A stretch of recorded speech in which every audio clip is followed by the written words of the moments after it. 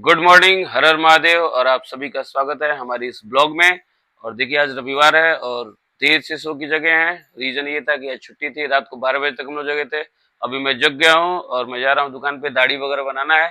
तो आप हमारे ब्लॉग में बने रहिए, पूरी कहानी को देखिए। आज हमारे साथ क्या क्या होता है, आज हम क्या क्या करते हैं, आप सभी हमारे साथ बने रहिए। हर हर महादेव। संगीता सुबह सुबह चावल फटकने का काम कर रही थी, क्योंकि अकेले हैं तो इन्हीं को करना पड़ेगा। साथ में देखिए गोपाल उनका मदद कर रहे हैं। संगीता जब तक काम कर रही है तब तक मैं जा रहा हूँ दुकान पे, कुछ सामान लेना है मुझे। और मैं नारायण पंडित को अपनी बाइक पर बैठा लिया, अब जा रहा हूँ उस दुकान पर जहाँ से मुझे सामान लेना है। भैया की दुकान पर आकर मैंने उनको सामान बता दिया, जो सामान मुझे चाहिए था। तब तक भैया निकाल रहे थे। भैया की दुकान पे डोव शैम्पू खत्म हो गया था, तो सामने एक और भैया की दुकान है, तो नारायण वहां चले गए शैम्पू लाने के लिए। अपना सारा सामान लेकर हम और नारायण निकल गए फिर घर के लिए। काफी देर हार्न बजाने के बाद से भी दरवाजा नहीं खुला, तो मैंने ध्यान दिया कि दरवाजा बाहर से ही बंद था। सैलून की दुकान पर बहुत भीड़ था, तो मैं घर पे ही दाढ़ी बनाने लगा। अंदर बहुत अंधेरा था, फिर मैं बाहर आ गया अपनी कार के पास बरामदे में, और वहां मैं दाढ़ी बनाने लगा। ऑफिस का पंखा बहुत गंदा था, तो मैं आ गया ऑफिस में और ऑफिस की पंखे की साफ सफाई करने लगा। उधर संगीता भी किचन में लगी हुई थी, चावल बना रही थी, क्योंकि आज बहुत लेट भी हो गया था। ऑफिस की साफ सफाई करने के बाद से मैं नहा धो लिया। अब मैं जा रहा हूँ पूजा करने। हम लोग भगवान जी लोग को डेली नहलाते हैं, फिर भोग लगाते हैं, फूल वगैरह चढ़ा के फिर हम लोग आरती करते हैं। और देखिए मैं नहला धुला के अब आरती भी करने लगा।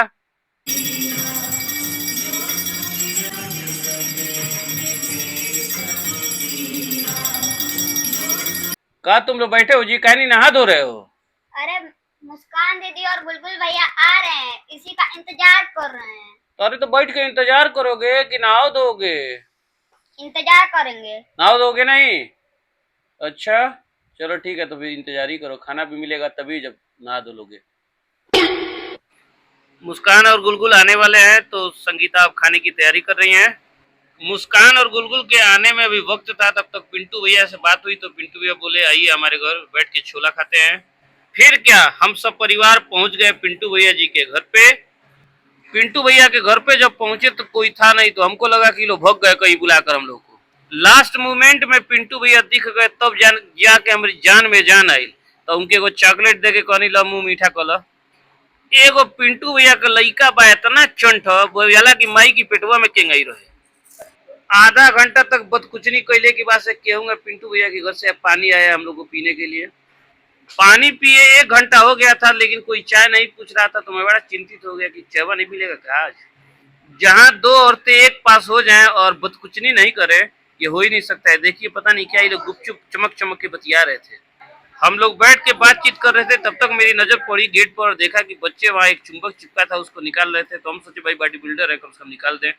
बहुत निकालने का प्रयास किए, हम निकाल रहे थे लेकिन निकल नहीं रहा था। तभी पिंटू भैया शक्तिमान बनकर आए और उस चुंबक को 2 सेकंड में ही निकाल दिए। तभी पिंटू भैया के घरों में एक छोट बच्चा देखकर हम डरा गए कि ये बच्चा कब हो गया इनका। काफी छानबीन के बाद पूरा मोहल्ला में घूम घूम के पता किए, तब पता चला कि ये बच्चा इनका भतीजा है। पिंटू भैया और उनकी मैडम की चौनी मुस्कान पे तो हमारा यकीन ना रहे। हमारा बहनों कंफ्यूजन रहे कि लोग कुछ छुपाओ तलो, लड़कों का यही लोग। काफी मस्ती करने के बाद से पिंटू भैया गए किचन में और हम लोग के लिए चाय बना के लाए। उनकी मेहरारू गुस्साई थी। पिंटू भैया बोले कि सुनुआ बहुत नौटंकी कर रहा है, तो अपनी मैडम से बोले कि ऐसा बात जल्दी खाना ना खिया के लोग विदा करो। तो उनको मैडम लगली खाना निकाले, हमने नहीं खाती। तबे हमार नजर संगीता पर पड़ल, देखनी बैठ के खुशी तोड़ते हम कहने की जाने बकलो तू कुछ कल भैया की आई बड़ू। अब फाइनली हम लोग का खाना आता दिख रहा था। संगीता को मैं देखा 2 थाली लेके, और भाभी भी 2 थाली लेके आ रही थी। अब खाना देखते ही पेट में चूहा कूदने लगा। आज के खाने में रोटी छोला और चावल था। हम सभी लोग बैठ गए और टेस्ट किया, खाना बहुत ही टेस्टी था, मजा आ गया। खाना खाने के बाद से हम लोग बैठ गए मीटिंग में, और मीटिंग में चर्चाएं होने लगी, सास सास बहू बहू और घर घर की।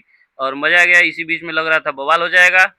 पिंटू भैया मौके की नजाकत को समझते हुए हमको काम पर लगा दिए कि चलो बाबू तनी सिलेंडर ऊपर पहुंचा दो। सिलेंडर पहुंचा कर लौटे तो देखे कि नारायण बाबू एक रस्सी पर लटक रहे थे, कहीं गिर जाएंगे तो मुंह चार हो जाएगा इनका।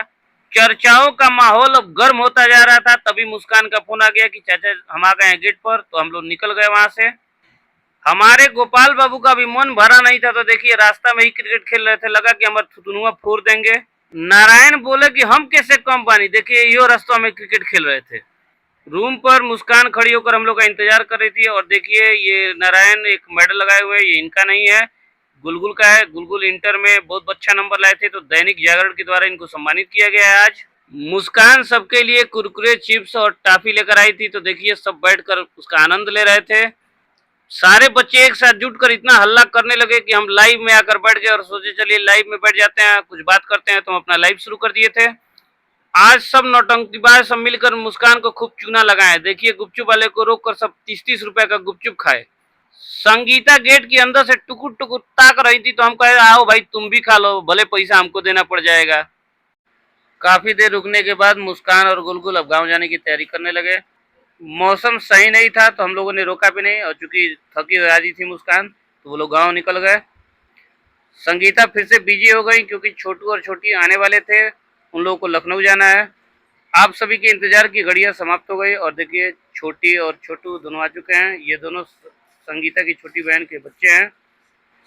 बच्चों से काफी दिन पहले मैं मिला था, काफी दिनों के बाद फिर से मुलाकात हुई, तो बैठ के हम लोग गपशप करने लगे। नारायण आज सुबह से ही टाइट व्यवस्था में है, लगातार कुछ न कुछ खाते जा रहे हैं। देखिए समोसा चबा रहे हैं। 9:30 बजे लाइव समाप्त करने के बाद से हम लोग भोजन करने बैठ गए, क्योंकि काफी देर भी हो गया था, बच्चे भूखे थे। भोजन करने के बाद मुझे याद आया कि हम लोग की गाड़ी तो बाहर ही थी, क्योंकि छोटू भी अपनी बाइक स्कूटी से आए थे और मेरी भी बाइक बाहर थी, तो दोनों गाड़ियों को मैंने अंदर कर लिया। आप सभी का बहुत बहुत धन्यवाद, और ऐसे ही आप सभी मेरा सपोर्ट करते रहिए, अपना प्यार दुलार आशीर्वाद देते रहिए। नए फॉर्मेट में मैंने ये ब्लॉग बनाया था, आप सभी को कैसा लगा कमेंट में जरूर बताइएगा।